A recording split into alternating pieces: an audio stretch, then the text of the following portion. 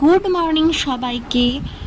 রোদ থাকলেও কিন্তু আজ সকাল থেকে বেশ ভালোই হাওয়া দিচ্ছে। আমি সকালবেলা ব্রাশ ট্রাশ করে ঘরে চলে এসেছি, আর ঘরের অবস্থা ছিল একদমই বেহাল। এই বন্ধুরা, এইভাবেই যদি আমরা সব কিছু ঠিকঠাক করে নিতে পারতাম তাহলে বলো তো কেমন হতো। সব কিছু কিন্তু ভালোই অগোছালো হয়ে গেছে। এবার যদি ঠিকঠাক না করি তাহলে কিন্তু কিছুই খুঁজে পাবো না। আর মিস্টার সাহা চলে গেছে নিচে ব্রাশ করতে। দেখো নিচে টার্জেন বসে আছে, তোমরা কি দেখতে পেয়েছো তাকে? ওই দেখো সে বসে আছে। আর রাহুলকে দেখে তো সে একদম খুশি হয়ে গেছে। আর দেখো না, জলের সমস্যাটা যেন আমাদের আর সলিউশন হচ্ছেই না।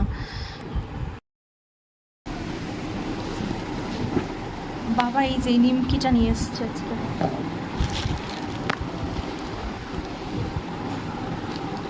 মা গিয়েছিল মার্কেটে, আর ফেরার পথে নিয়ে এসছে এক প্যাকেট ভর্তি ভালোবাসা। মা করছে কাটাকাটি, বাবা বসে রয়েছে। এখন আমি ব্রাশ করে চলে এসেছি, আর একটু জল খেয়ে নেবো একটু চা। আর আমি চায়ের বেশ 20 মিনিট মতো ব্রেকে খেয়ে নিয়েছিলাম ভাত।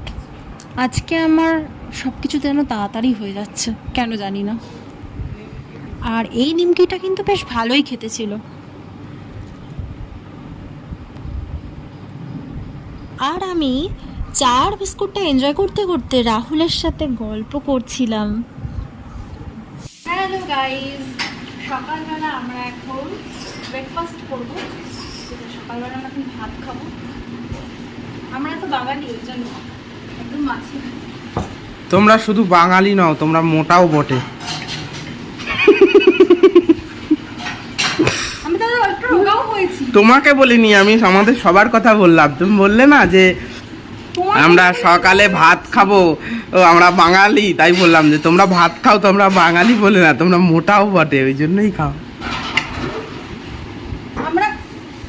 আমার তোমার বলাতে রোগা হয়ে গেছি। তুমি এতবার করে আমি বলছি না তো, আমি তো তোমার থেকেও মোটা। বলে বলে বাবু বলিস না, বাবু মুখ ভালো না। হ্যাঁ, সবাই রোগা হয়ে যায়। মা রোগা হয়ে গেছে, এখন আমি একটু একটু রোগা হচ্ছিলাম, আবার মোটা হয়ে যাচ্ছে। এই বাড়িতে রোগা হওয়া সম্ভব না। তাও তো আমি সবকিছু খাই, কিন্তু আরেক বছর একটু বেঁচে বেঁচে খেতাম, কিন্তু এখন আর এসব করি না। কি গো, টাটকা তো কিছু দেখা যাচ্ছে না এখানে, সবই তো বাসি আসি দেখতে পাচ্ছি। রোজই কি টাটকা খেতে হবে? একটু বাসি মুসি খাও।